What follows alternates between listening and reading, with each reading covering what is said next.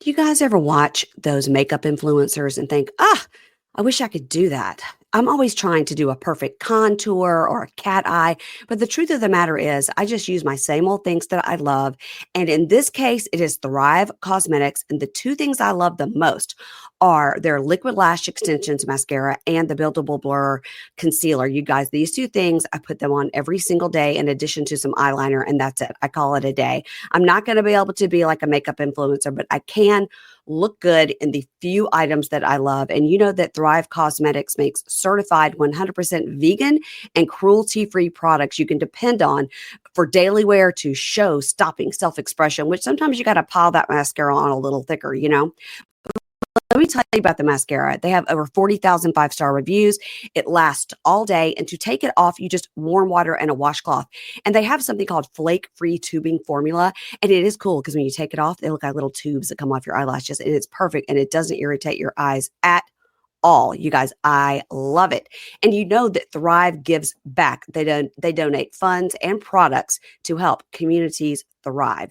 So discover your new trusty favorite thing from Thrive Cosmetics, luxury beauty that gives back. And right now you can get exclusive 20% off your first order at thrivecosmetics.com/pinkshade. That's thrivecosmetics.com/pinkshade. I'm going to spell it for you. Thrive Cosmetics, CAUSEMETICS.com/pinkshade. You get it? Because they give back. They give to the cause. Thrivecosmetics.com/pinkshade for 20% off your first order. Go get that mascara, guys. You'll love it. Hey, y'all, this is a bonus episode. This is an interview I did with Nikki Boyer back in February of 2020 when the podcast Dying for Sex came out. You guys, Dying for Sex is right now on FX and Hulu. It is a series based on this podcast, which was based on Nikki Boyer's friendship. So enjoy this bonus episode of my interview with Nikki Boyer about the podcast Dying for Sex from February 2020.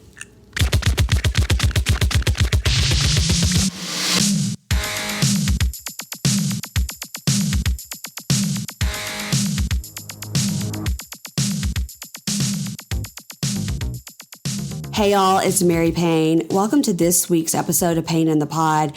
This week I have Nikki Boyer on. You may know Nikki from Straight Talk with Ross. She's a co-host. She's hilarious and I loved talking to her. I tell you, I could have her on every week, but she came on to talk about a new podcast that she has called Dying for Sex.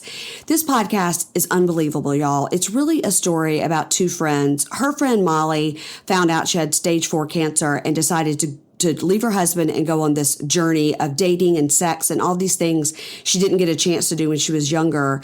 And, you know, what an interesting concept, right? To, at the end of your life, say, I think I'm just going to date and have sex with as many people as possible. It's really Nikki's story about interviewing her friend Molly, and it's beautiful. So this is my interview with Nikki, and I hope you enjoy it. And please take a listen to Dying for Sex. I think you'll find it to be an amazing story.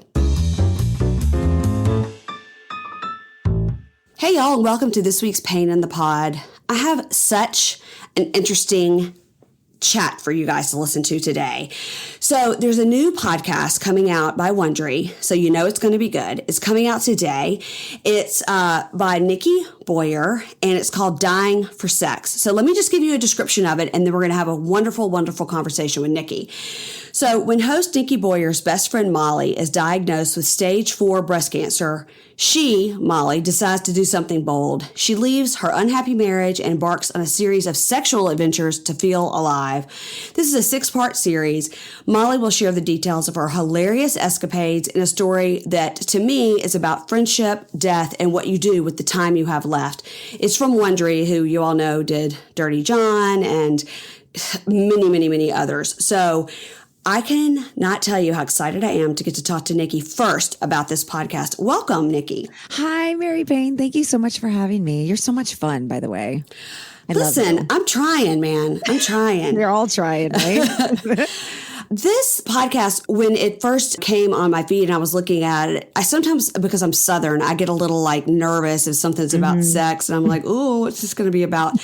But then when I listen to it, it really, to me, turns into a story about your friendship and your friend telling you this story about something that she's doing.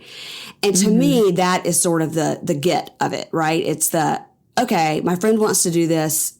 Let me, memorialize it. Let me get it all down so we can always remember it. Yeah, that's exactly it. For me, it was really, and she was telling me these stories in our real life. We were meeting for lunches and having this time together. And she told me all of the fun stuff she was doing. And my mouth was hanging open every time I was driving to lunch with her in the car. And I thought, gosh, Molly, we have to, I don't know, there's something here. And so we decided to produce a podcast together. And I have to say, doing this with her and sort of exploring this journey with her, I've known her for 20 years, but when you start to really dig into somebody's life and really, really dig and ask the questions and spend hours and hours and hours together, you get to know someone on such a different level. And it was so intimate and funny and weird and quirky. But when she decided to leave her marriage after being diagnosed basically as terminal, which a lot of people can't really understand that fully in their brain. But I think once you listen to the podcast, you'll start to put the pieces together.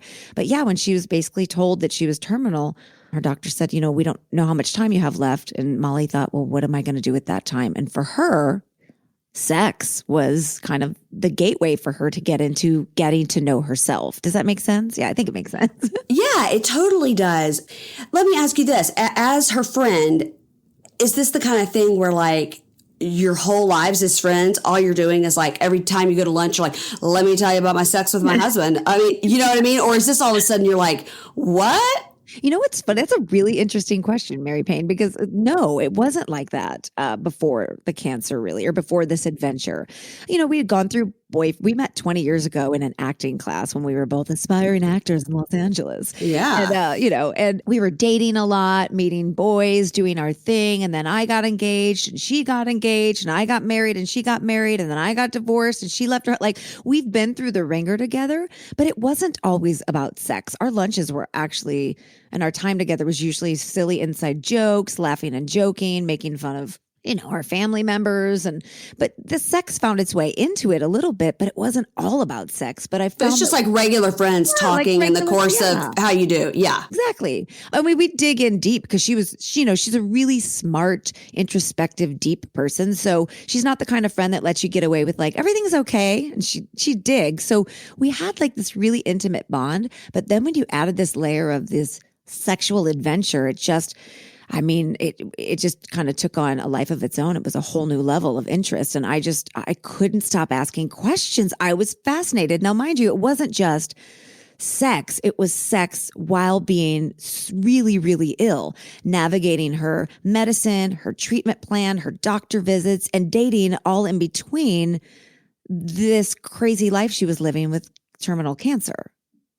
Well, I want to ask you about the illness itself. So had she been, because a lot of people that get a stage 4 breast cancer have had cancer before and then it comes back. But was hers the kind where she just got it and they said it's terminal and you've got a year and then she just, boom, left her husband? Did this all happen very quickly or it was over a much longer period of time? It was actually over a longer period of time. She was misdiagnosed, I think back in 2006, by a doctor that said, oh, it's nothing. Don't worry about it. You're too young for breast cancer. What? So I always like to say that part of the story because, yes, this is Dying for Sex. It's a fun podcast and I love it. But at the same time, like if this could be also a PSA to any woman out there, that if you're thinking something's going on in your body, no matter what the doctor says to you, please go get it checked out. Please go get your mammograms. Do it regularly. Molly was 36, I believe, at the time when she felt this little lump and trusted her doctor and took his word for it and thought, well, he knows best, which is, at 36, sometimes that's what you do. You think your doctor knows best. So she was misdiagnosed. And then years later, they found it in her lymph nodes and, of course, in her breast. And she had a bilateral mastectomy and then reconstructive surgery and lymph nodes removed and chemo and the whole 9 yards. But what's interesting, Mary Payne, is she kept her cancer private. She didn't tell people she was struggling through this because she didn't want to be identified with the disease. So she was very private about it. So for a long time, she kind of carried the secret with herself, her ex-husband, close family members, but it was not public knowledge. It was a very private journey for Molly. So then you go to getting re-diagnosed, right? In 2005, I'm the worst at years. I'm like, everything Me felt like it too. was yesterday. I'm like, yesterday or 7 years ago, whichever. Right. I do that too. So then when she got re-diagnosed and they said it had come back in her bones and her liver and her brain. So to answer your question, it was a slow process, but I think we all hoped it was not coming back, that she had gone through so much that she had beaten it, but it came back with a vengeance. Well, without giving too much away, I want to know what spurred her to leave her husband. We'll get into what made her decide to go on the sexcapades, but Right. what spurred her to leave her husband to think like, this is the time I have left and I don't want to be with this guy? Well, I think that they were having some struggles in their relationship just naturally, as two humans have. But I also think that the cancer of her having cancer for so long within the relationship, I don't want to speak for him, but I can speak for her, which is I think being a caretaker and a patient in a relationship really dampens the sex life. I honestly Sure. don't really know that everything was thriving before that, but it turned into this different dynamic that I don't think she was really able to explore herself sexually while in the confines of that marriage. So she started kind of exploring things digitally, and he was okay with it at first. He was like, okay, if that's what you need to do to feel alive, if you want to do digital stuff, then I support that. But then I think Molly realized that she wanted more, not just from sex and life, but she wanted more out of a relationship. And I think they were having some struggles, and she actually decided in her mind to leave the marriage while in couples counseling when she got the phone call that the doctor said, I'm sorry, it's back and it's metastatic and it's not going away. And I think she made that choice in her brain, and she moved out, and she moved 4 minutes from my house, which was amazing. But she moved out, moved into her own place, and started a new life, which is not what most people do when they get re-diagnosed with cancer. So it was pretty bold. Yeah, I was going to say, like, I have a friend whose mom, a similar kind of thing, and they were constantly on the go. They went to Europe. They did this. The mom's like, well, we all loved that time, when you guys were teenagers, we went to Italy. So they all went to Italy. Yeah. We loved going to Wimbledon in London. Let's go to London, and the kids, who were adult kids were like, this is worrisome. Like, what if we get over there and something happens? The mom's like, what's going to happen?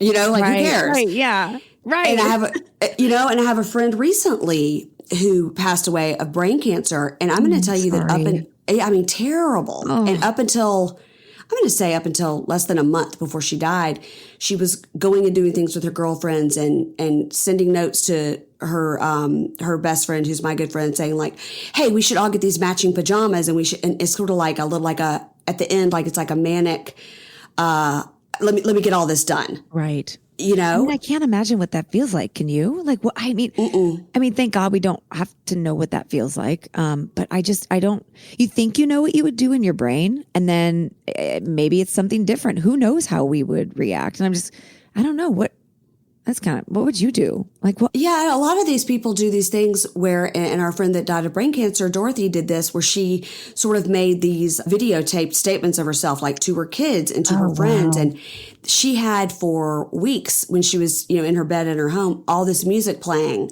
She loved music. And so her husband, when she died, sent us all a note and said, just to let you know, she died this morning. We had opened the door because we could hear the birds. And I Got You, Babe was playing. Oh, oh my gosh, Mary Payne, that's so special. And he's just like, this is what she wanted. She wanted to go this way, and she had known, and she was planning it. And so you think, hey, that's how I would be, right? But then who knows? You could end up being like Molly and be like, you know what? I never had good sex in my life, and now I'm going to do it. Yeah, exactly. And that's what it brings me to an interesting point of a lot of people say, like, was it hard for you as her best friend? And sort of, were you judgmental? And it's funny, I had worries and I was concerned, and I'd always make her text me because she was dating like a mad woman, like she dated at 6 a.m. She'd find guys that were coming home from the night before and be like, hey, want to have coffee? And they'd go meet for coffee and then make out in the bathroom. It was crazy. But she dated pretty aggressively. And there were times I was concerned and a little worried, but we had a pact that she would always text me and let me know that she was safe and okay. And there were some moments of judgment, like when she started diving into some of these fetishes and kinks with these guys, where I was like, whoa, hey, what's happening?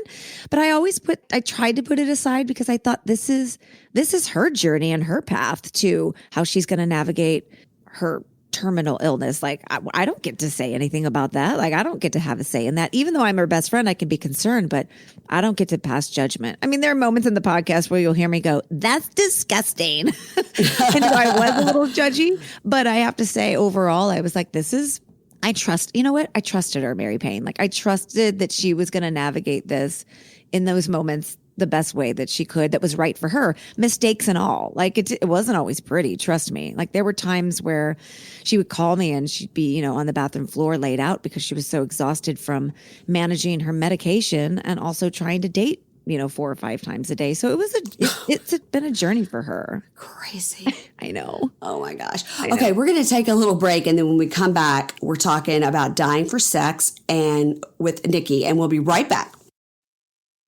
Do you guys ever watch those makeup influencers and think, I wish I could do that?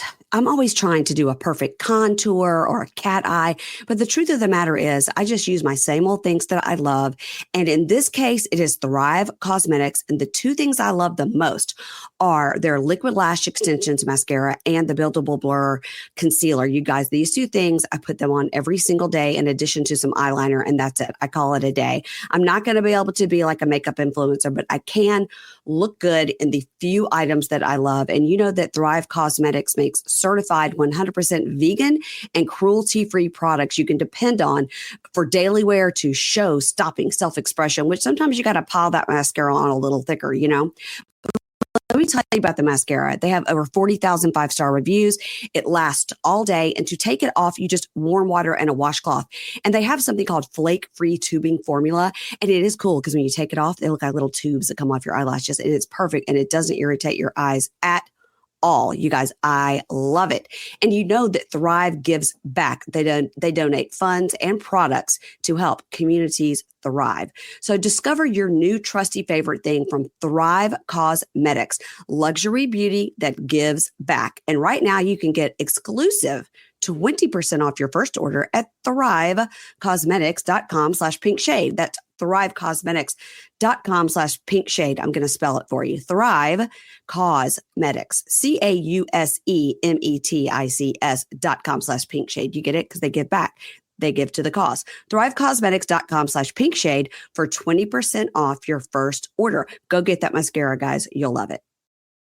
Okay, we're back. I wanted to touch on something you said, Nikki, about you being shocked as a friend. Yeah. So, as a friend, you're always trying to not be judgy and be supportive. And like I said at the beginning, I feel like this podcast really is about your friendship and supporting your friend on her journey, no matter what the journey is. And also it's her thing, right? It's her end of life. It's her wishes. It's not for you to say, this is crazy. You should spend your time, seeing the great ruins in Greece or whatever. Right. It's not your place to say that. But when she would come to you and say these things and you were shocked, were you saying like, okay, you need to be careful because what if you get like an STD? And she would be like, who cares? Right. Right. There was an element of not giving a crap about things, like just kind of like, well, what? Like I remember one time I said, be careful. Like, what if he's like a murderer? And she goes, well, what's the worst thing he's going to do? Kill me? I'm dying. And I remember saying, oh my gosh, I've never gone out on an evening and thought, well, if the worst things happen to me tonight, that's where I'm headed anyway. I've never had to go out on the town with that mentality. So for me, that was a moment where I was like, oh, I have no idea what this is like for her. Like, I have no idea what her moment to moment thoughts are and how she's processing things. And oh my gosh, she really knows in her brain that she's on a timeline. I mean, technically we all are. I mean, we're all heading towards that journey, but it was just a moment for me where I thought, oh my gosh, I've never had to have that thought. But she used it to kind of empower her. She was reframing her life. She always said sex was the antithesis to death, which in the podcast, we kind of reveal why and how that happens and where that comes from, which is interesting. And she also kind of goes on a journey. It's not all just about the sex. I mean, we lead with the sex because it's like the first, big chunk of the show, but then it kind of goes into this place where you get to really sort of peel back the layers like an onion and really figure out the why, who she is, what she's looking for, and things shift and change. And I have to say, like, I was along for the journey, and it is just beautiful and fascinating and funny. And I mean, she's one of my favorite people in the whole world. So to hear her tell her story from like a place of who gives a crap, I'm just going to lay it out there. I don't care who judges me. It's kind of amazing. What was Molly's career? What was her job? What is her job, rather? She was always a creative writer. Mm-hmm. She loved writing. She went to school for writing. She was raised in New York, went to, really Ivy League schools, was just a beautiful, beautiful writer, but never really found her footing. So she moved to Los Angeles, wanted to be an actress, always found her way back to writing. So the beauty of all of this is that it sort of forced her hand to the page, knowing that she only had a certain amount of time left. Yeah. And so she ran businesses with her ex-husband, but she always was trying to find, I think, who she was in the creative career world. And by doing this podcast and by sort of putting her story out there, I feel like she kind of found her footing a little bit. That's so interesting. And another thought I was having as you're telling this is like, what if along the way at her 6 a.m., coffee make out in the bathroom date, what if she decides like, oh my God, I just found my soulmate? Then what? Well, that's a beautiful question. And we get to that in the podcast. And I think, when you have to kind of touch the hot stove to realize it's hot, even though millions of people are going to say, that's hot, don't touch that, that's hot. And you're like, let me see myself. I think there was a little bit of that going on because Molly, in order to get to the part where maybe she was open for an actual relationship, I think she kind of had to go through the sex stuff because she missed out on that in a way, growing up. And I think growing up, going through the life that she went through, getting married, getting into a relationship with someone that wasn't really like a sexual connection for her. I think after she left her marriage, she was like, all right, let's redo my 20s. Let's go for it. So I think in a way she got to sort of recreate some of her youth during her illness, which is really counterintuitive to most people. Like most people say, I want to hunker down. I want to be with my family. I want to be still. Yeah. And Molly it was her, but she had to thread that needle, like she had to go through that. But I do think in our process, she's, open and is willing to welcome love into her life. And in the podcast, you kind of can see that unfold a little bit. Do you guys ever watch those makeup influencers and think, I wish I could do that? I'm always trying to do a perfect contour or a cat eye, but the truth of the matter is I just use my same old things that I love. And in this case, it is Thrive Cosmetics. And the two things I love the most are their Liquid Lash Extensions Mascara and the Buildable Blur Concealer. You guys, these two things, I put them on every single day in addition to some eyeliner, and that's it. I call it a day. I'm not going to be able to be like a makeup influencer, but I can look good in the few items that I love. And you know that Thrive Cosmetics makes certified 100% vegan and cruelty-free products you can depend on for daily wear to show stopping self-expression, which sometimes you got to pile that mascara on a little thicker, Let me tell you about the mascara. They have over 40,000 five-star reviews. It lasts all day. And to take it off, you just warm water and a washcloth. And they have something called flake-free tubing formula. And it is cool because when you take it off, they look like little tubes that come off your eyelashes. And it's perfect. And it doesn't irritate your eyes at all. You guys, I love it. And you know that Thrive gives back. They donate funds and products to help communities thrive.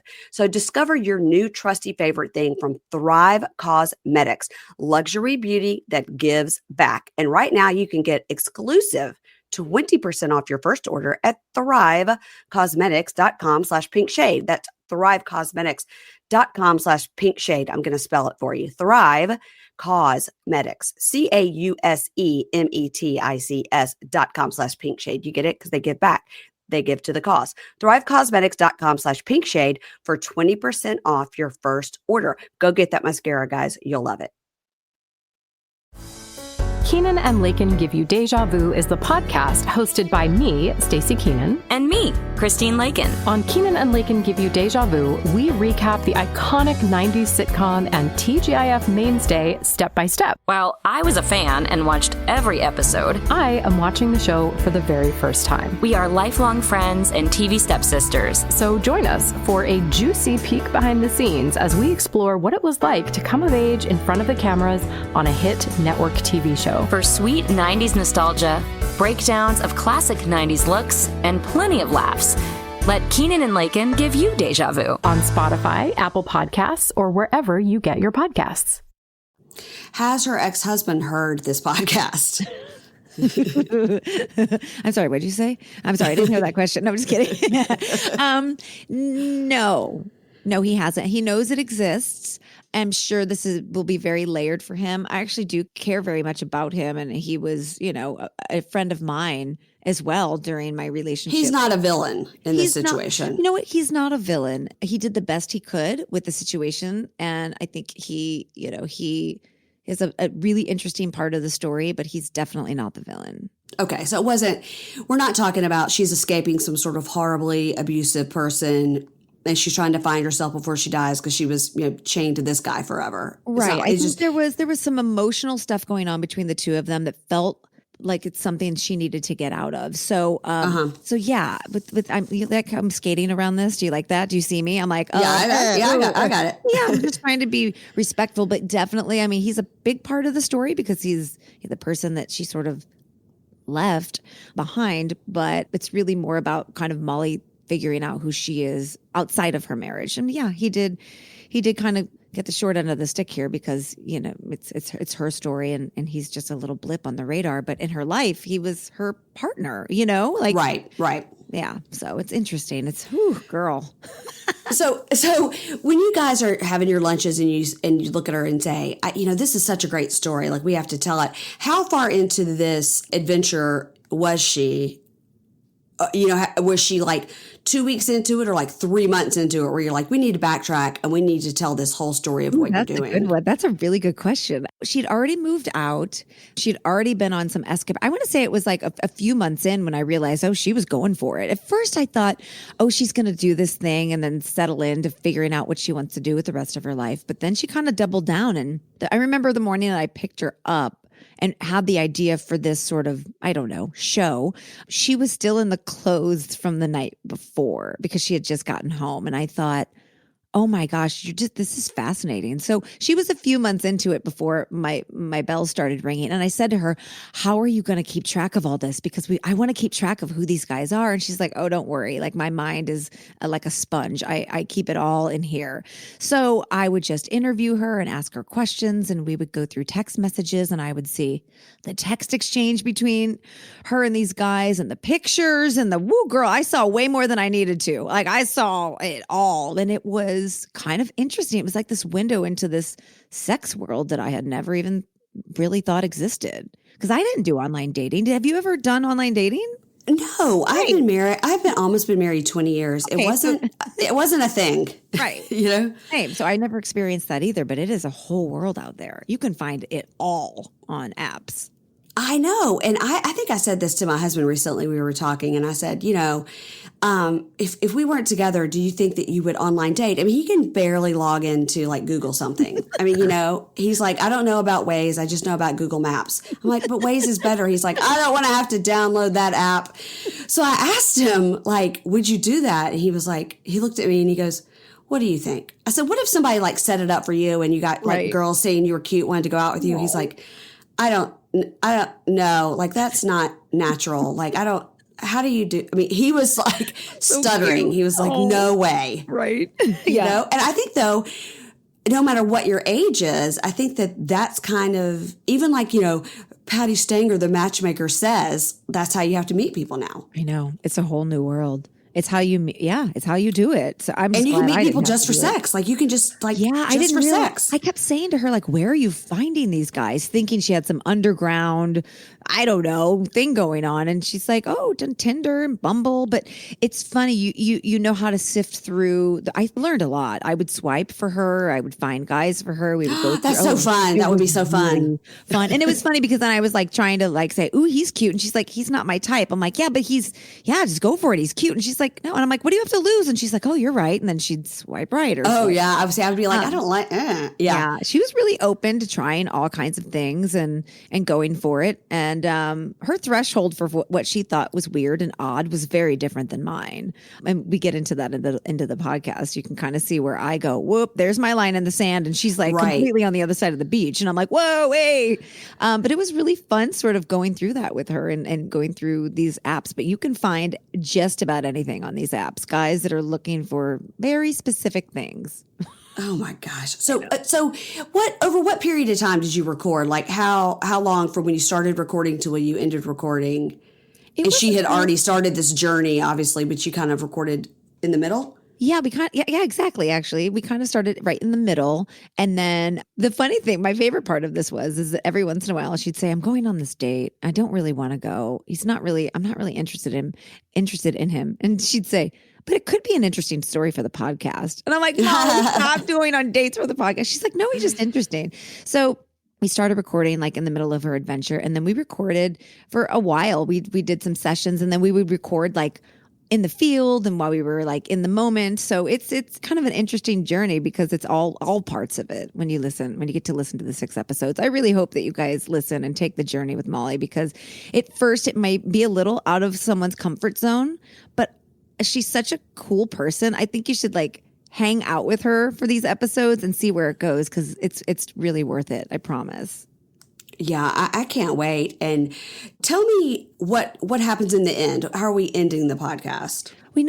I would love to like beautifully wrap it up for you here, but I do, I do really think that Molly's journey is for her to tell. And she's one of the smartest. I mean, she's so smart, like almost too smart for her own good. Really funny, self-deprecating, very crass, but very also loving and compassionate. All of those wrapped up into one. So for her to tell this story and her to bring you through her journey is probably the best way to honor her story. So I feel like instead of giving away, the goods, I feel like just diving in, turning on the show when you're in your car driving, going on this journey with Molly. She's really the best person to tell it. And I wouldn't be doing it justice if I tried to tell it. So I could just encourage you to listen to Dying for Sex. Oh, it's so good. Thank you. Okay, we're going to take a little break and then we'll be right back with Nikki from Dying for Sex. Okay, I'm back with Nikki. Now, I asked you if her ex-husband had heard this. I was wondering if her parents are alive and have they heard this? Right? It's like moms were like, how would we feel if our kids would? I have to say, during this process, her parents were aware of what she was doing. I think they did that thing where you go, well, that's who she is. That's how she's figuring this out. And they kind of did the thing that I did, which is you love her for all parts of her. And you just kind of have to trust that the journey she's on is what's best for her. So her mom very much knew about it. Her dad as well. And of course, her dad, was kind of like, just don't ask, don't tell policy with all of it. Right. Yeah. But yeah, they were aware of it. And she was really open about it, which I kind of found like I would be in the room with her and her mom and they'd be talking and Molly'd say things and her mom's eyes would kind of like bug out of her head and she'd laugh and chuckle and shake her head. So it's also knowing that your daughter has a certain amount of time left on this earth. I think you kind of get rid of that weird parental thing of what are people going to think of you? And, oh, don't say that. You kind of throw that caution to the wind because, I mean, you're watching your daughter try to navigate something that you can't control, you can't help her with. But I think they just kind of said, this is who she is and we love all of it. That's amazing because I'm going to tell you right now, first of all, I'm from the Deep South and, we don't even say sex. And so I can't even imagine, and I really think about, and you don't have to be from the Deep South to have a parent, want to not have you talk about sex. But right. I think that's amazing that probably her mom more so was like, well, what am I going to do? I'm going to be supportive. This is the time she has left. I'm just going to love her. And if this is what she wants to do, then we'll get some good stories out of it, True test of parenting, right? Letting go, right? This is letting go. It's so hard. It's so hard. Well, that's awesome. Well, now, okay. Other than this podcast, are you a podcaster in general, or is this your first foray into podcasting? You know, I've been on a bunch of podcasts, and I have to say I was new to the world. Like, I was like, what is this podcasting stuff? And then I dug in and I was like, this is amazing. Because in Los Angeles, you spend a lot of time in traffic, and sometimes you get tired of the old radio. So I now am a full-fledged podcast listener, but I do also another podcast called Straight Talk with Ross. So I'm a co-host with him, and Ross Matthews? Yes. Oh, I love that show. You do? I'm on it. Okay. I love Ross Matthews because I love Heather McDonald, and they do a lot of crossover from Chelsea lately. Totally. And I haven't listened to Ross in a while, but I have listened, and I think he's hilarious. I read his book too. Not his new one, but I read his other one. Oh my Yeah. God, that makes me so happy. So yes, Ross is one of my best friends. We've been friends for 20 years. We met on the red carpet. It was funny. And I wrapped my leg around him and said, we're going to be friends. Like that. I don't know why I did that, but it worked out in my favor. So Ross and I and two other friends, we host a podcast called Straight Talk with Ross. And it's basically just us sitting around playing games and being silly. It's a hot mess, but we love it. So I can recommend that podcast. So that's where I've been sort of living for a while. So when I approached Wondery and I saw all the amazing shows they were doing, I took a dive into that and the Dirty John world, the Dr. Death. And I was like, ooh, as much as I love to have fun, I also really enjoy like the darker side. So what I love about podcasts is that, man, you get all of it. Like you can get anything on podcasts, life coaching, self-help, all of that stuff. So Straight Talk with Ross is my other podcast. And then I really love Joe Rogan's podcast. Have you ever listened to that? You know what? I know it's the number one in the world. Billionaire, got it. Like, I understand.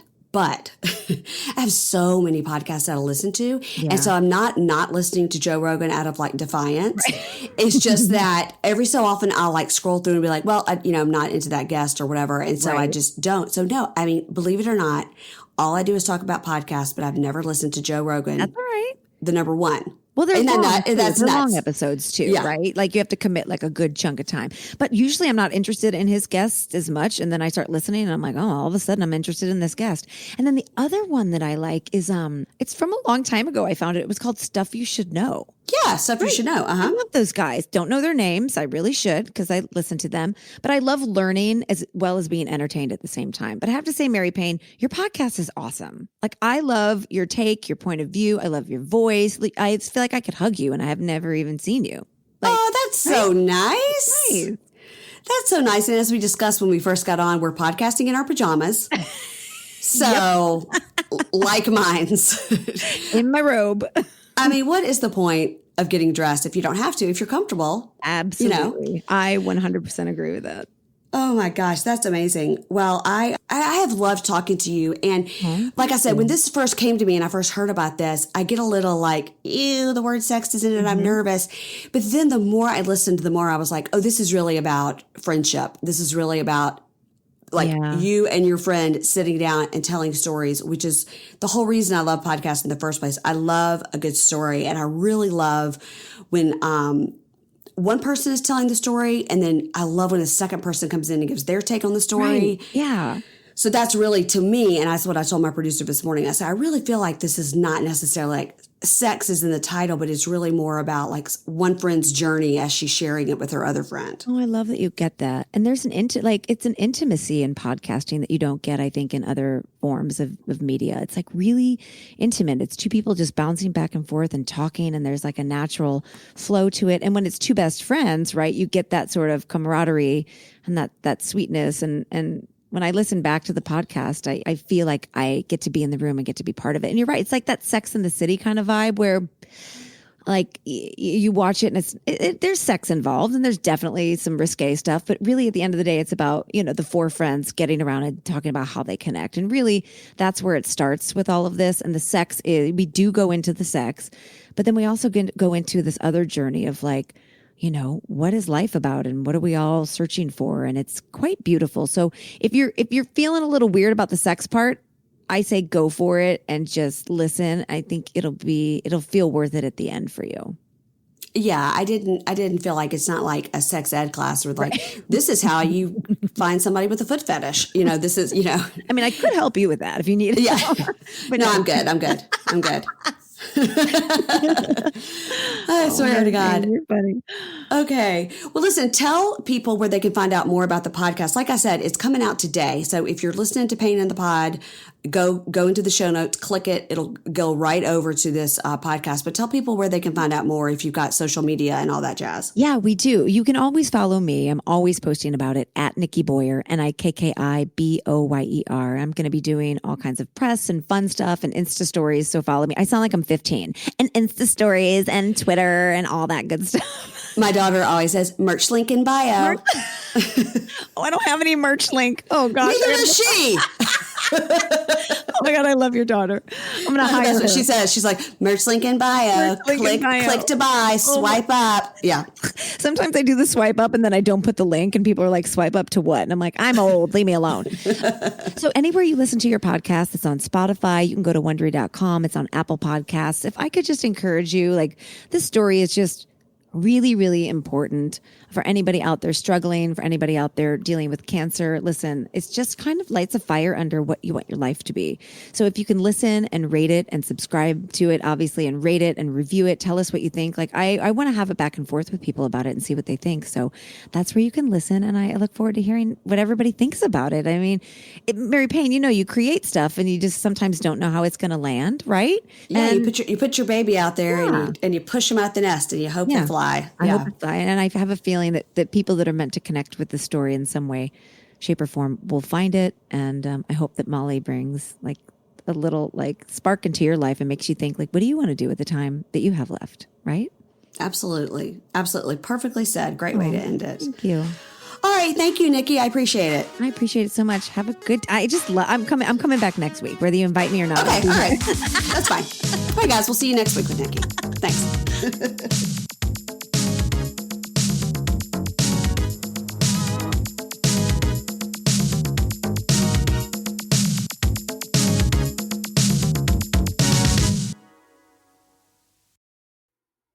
Ads not read by me, Mary Payne, don't necessarily reflect the views of Pink Shade.